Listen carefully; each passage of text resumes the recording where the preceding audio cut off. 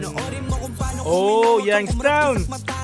sa utak tatatak at matatandaan. Alam ko na malayo-layo pa. Oh, ganyan si Youngstown pag nagseryoso mga repapis, no? Kumbaga kilala natin si Youngstown na puro pakwela, pa-jokes sa mga lyrics, so unpredictable na mga lyrics niya sa mga vlogs niya sa Facebook, no? Pero hindi natin nakalain, ganito pala siya pag nagseryoso. Pero actually ako alam ko naman na nauna. Marketing strategy niya yung ginagawa niya na yon, syempre para dun siya makilala. Tapos pakalaunan pag nakilala is pag in-stalk or sinearch mo, sino ba talaga tong taong to, makikita mo ito pala siya, di ba? Yun yung style ngayon ng mga rapper. Kumbaga parang marketing strategy talaga yun. Ganun yung ginagawa nila para mas makilala sila, mapansin sila ng tao. Youngstown, solid to. Huwag kang kumurap kisat mata, di mano sa utak tatatak at matatandaan. Alam ko na malayo-layo pa pero kita mo naman, di lang basta-basta aming palabas. Panoorin mo nang malinawan ka sa harap ng pagmumukha mo pinapasikatan. Dati yung tinatawanan ngayon unti-unting nakikilala.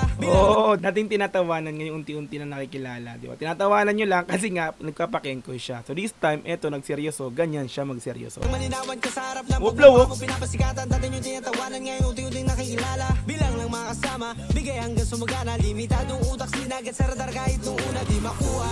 Solid!